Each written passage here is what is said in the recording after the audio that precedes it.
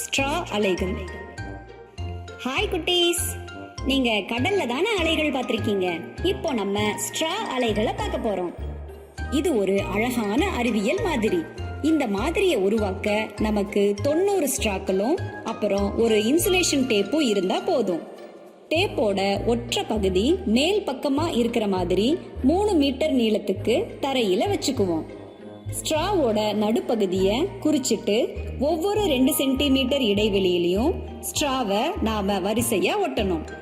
இந்த மாதிரிய நாம கையில பிடிச்சிருக்கிறதுக்கு வசதியா 2 பக்கமும் 5 சென்டிமீட்டர் அளவு இருக்கிறபடி பார்த்துக்கணும். இந்த மாதிரி 90 ஸ்ட்ராக்களை ஒட்டிக்கணும்.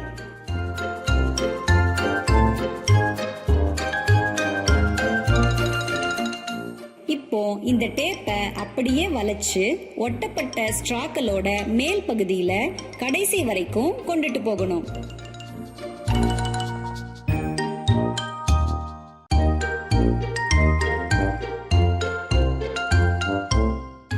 இப்போ ஸ்ட்ராக்கள் எல்லாமே 2 பக்கமும் நல்லா ஒட்டப்பட்டு இருக்கும். இப்போ டேப்பை வெட்டிக்கலாம். இப்போ உங்களோட ஸ்ட்ரா மாதிரி கிட்டத்தட்ட ரெடி ஆகிடுச்சு.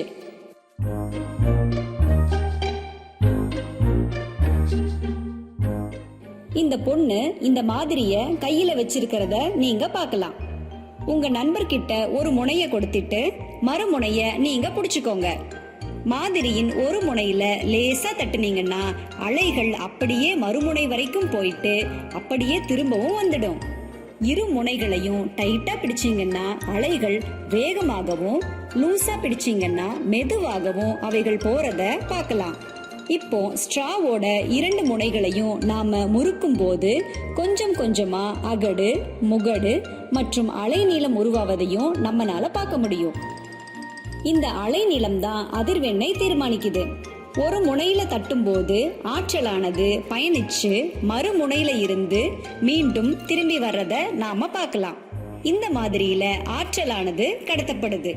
இது போல குறைந்த செலவு மாதிரியை செஞ்சு அலைநீளத்தை பத்தி நாம தெளிவா புரிஞ்சுக்கலாம். இது எதனாலன்னு இப்போ நம்ம பார்க்கலாம்.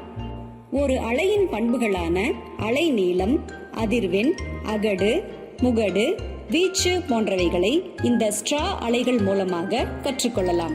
மேலும் ஒரு அலையானது பொருளொன்றின் மீது பட்டு எப்படி எதிரொலித்து வருகிறது என்பதையும் தெரிந்து கொள்ளலாம்.